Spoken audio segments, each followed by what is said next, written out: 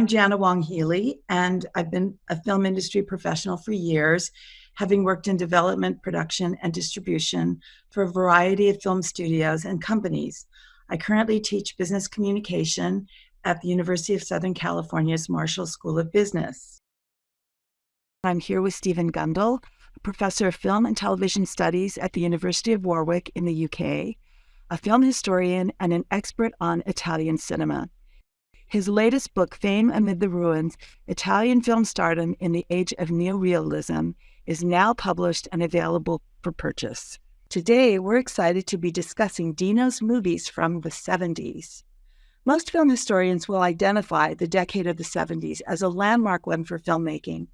So many of our most awarded and treasured filmmakers found their success during this decade, including Steven Spielberg, George Lucas, Martin Scorsese, Sidney Lumet, Francis Ford Coppola, directing films as diverse, exciting, and thoughtful as Jaws, Star Wars, Taxi Driver, Apocalypse Now, and The Godfather.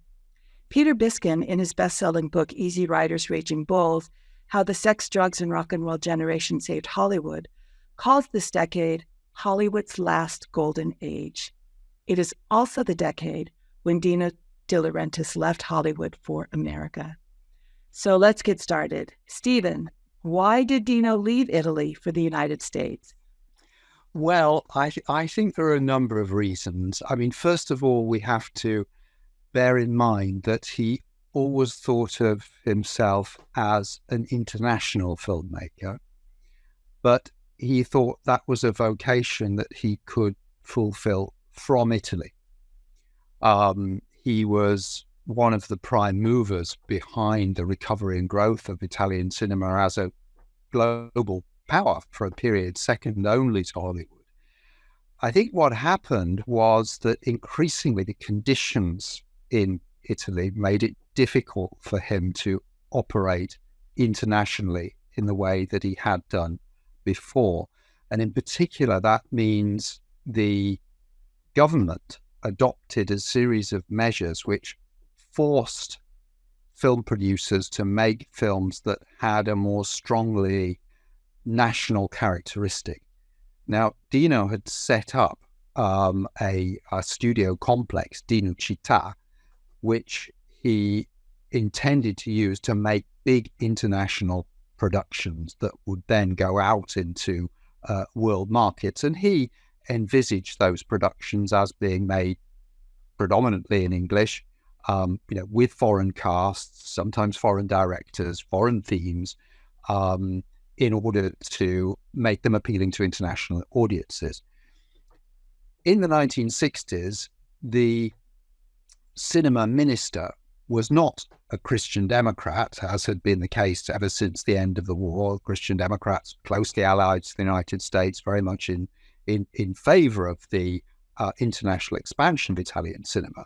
In came a socialist. As the socialists joined the Christian Democrats in government, a man called Achille Corona was the minister concerned, and he was less pro-American, less pro-international, and wanted to favor this national turn in Italian cinema. So he piloted legislation through which insisted that if film producers wanted to have government subsidies, privileges, promotional advantages, then they had to have a predominantly Italian cast in their films, an Italian director, and sometimes an Italian theme as well. And only if they fulfilled those criteria would the films be regarded as having the qualities deserving of government support.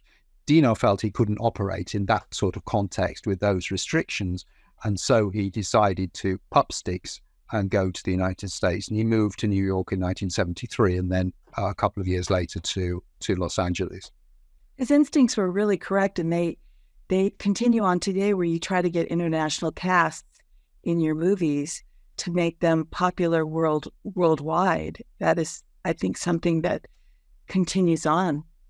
I wonder. Well, I think there was always a tension in Italian cinema between those who wanted to make the sort of films that had been quite popular in the immediate post-war years, the near-realist period. That's to say, films that were concerned with specific Italian circumstances, problems, and characters, and those who wanted to take a leaf out of Hollywood's book and make films that were more ambitious, more oriented towards entertainment and fantasy, and which were, in theory at least, more appealing to an international market. And of course, you get lots of hybrids, near-realist style films with international casts. There are many American actors who were employed in Italy in the 1950s, in particular through the 60s.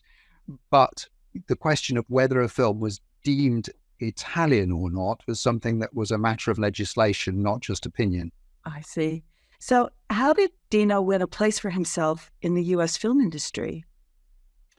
Well, obviously, if one thinks about a producer, albeit one who was used to thinking and operating in an international context, moving to Hollywood, or to the United States anyway, the home of the film industry, one can imagine all sorts of obstacles and difficulties, especially because although Dino was a larger-than-life personality in many ways, and I think he used that personality. He wasn't an invisible producer, a behind-the-scenes man at all. He put himself out there and sold his films directly, promoted them directly.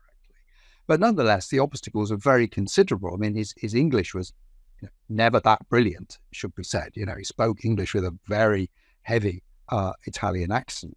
But he made 3 films which became his calling card and won him respect. I mean, the first of these was Serpico, starring Al Pacino, a film about the police and corruption in New York, made at a time, of course, when the city was undergoing great crisis, financial crisis, first and foremost. The second one was Death Wish, with Charles Bronson, a film that was very controversial at the time, seen as being a sort of pro-vigilante film about a man who acts on his own to seek revenge for crimes from which he has suffered. And then 3 Days of Condor. And these 3 films really established Dino as somebody who could think beyond the Italian context, who could make films that had a specifically American flavor, albeit, at a time, of course, of great change in American cinema, which had something of certainly in the case of Serpico, a bit of an art house feel to them. So do you think he changed his working methods when he came to the U.S. and started working in the film industry here? I think if we look at Dino as a personality to start with, I think he always had a certain way of operating that involved heavy use of charm, a reliance on instinct, and deal making. And I think those 3 elements are always, at whichever period of his long career that you look at, those elements are always there. So he always drew people to him and socialized with him. He used his Italianness, his strong accent, I think, to draw people in. He was, as we've said before, he was the son of a manufacturer of pasta and spaghetti, and he would, cook meals, invite people around, befriend them. And several of the American filmmakers who worked with him said he was like being part of a family. And of course, this was, normal practice in Italy, but a bit unusual in the American context. So that was one thing that he certainly brought with him. I think also because initially these films relied on, because I suppose the biggest obstacle a foreign filmmaker faces is finance. And Dino brought with him his network, his connections, and in particular those early films relied on loans from Dutch banks.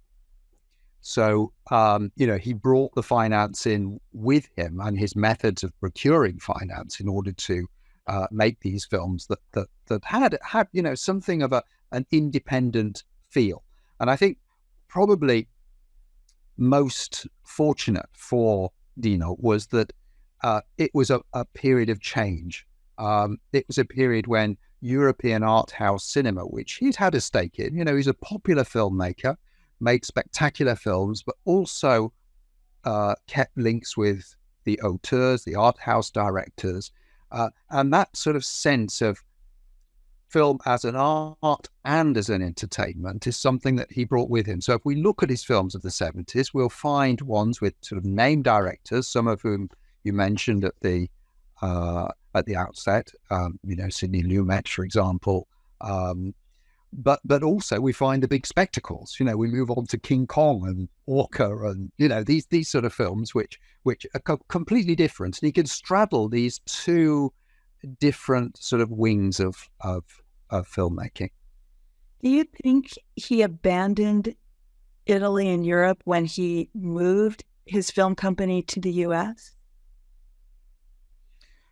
I think he always claimed not. He said, these days one doesn't need to think of moving to New York or even to Los Angeles, which he did a couple of years afterwards, as an emigration. He says these days, if I wanted to get on a plane to spend a weekend in Italy, I can do so. So I think he thought of himself as keeping those links with Italy and Europe. But it is true that he was operating in this period and subsequently primarily on an international plane. And he did give up, he maintained his Italian citizenship, but became an American citizen in the mid-1980s. And I think that that was an important moment of passage for him. Very good. A lot of people, film historians, consider the 70s the new Hollywood. It was a time of great change and innovation. How do you think Dino related to this part of the changes in Hollywood? Is he fluid with it, or did he continue to try to make films the way he knew how to make films? I think Dino always had this dual approach. If he respected a director, and one of the features of the new Hollywood, I suppose, is that the director emerges more strongly than had been the case from before, almost from the shell of the studio system. The director becomes an important name, sometimes a name even to sell a film to an audience. Dino had always had respect for directors he regarded as artists. Even a director like Fellini, who could be incredibly difficult, who notoriously paid no attention to questions of budget or schedule, but allowed his genius to flower. Dino respected that and allowed Fellini and others a degree of freedom, but he also had an approach to films which he regarded as being more producer films, which were the entertainment films where a director was hired to do a job, as ones where the director did not have that freedom. Now, I think when he moved to the United States, he operated both these systems, and certainly, in relation to, say, Serpico, he gave Sidney Lumet a degree of freedom to make that film, which also he did with Robert Altman when it came to Buffalo Bill, which was a terrible flop, because I think whereas Lumet was an intellectual director, an artist, but also a practical man, Robert Altman sort of took advantage, I would say, and certainly the film did not do well. When it comes to King Kong, Dino is not interested in the director. It's the spectacle. It's the ape that is the important thing, not the director. And so his emphasis, his whole focus is completely different. He's much more present in every respect of the making and marketing of that film. So we've heard a little bit about some of his films from the 70s: Serpico, Death Wish, 3 Days of the Condor, King Kong, Orca. Would you say that the 1970s is Dino's best decade as a film producer? I think there's a a strong case to be made for that. I mean, the decade certainly includes some flops. Buffalo Bill is one, a notorious one, perhaps. But what producer doesn't have flops? I think the successes are more important than the flops in this decade. If we think, this is the decade when Dino was in his 50s, in his prime, you might say. He'd been making films for a long time. He understood the industry. He understood entertainment. He understood how he could work. And I think there's a series of films of this decade which remain in the public mind and the public imagination, which are, Death Wish and Serpico, in particular, capture a certain moment of the 1970s and still referred to today. King Kong as a spectacle, one might say, perhaps ultimately overshadowed by sort of later remakes of that film. But in its time, it was a hugely important film. And Dino, I would say, who always put himself forward, became a household name. It's not just in Italy, but the United States as well, through his promotion of these films and distinctive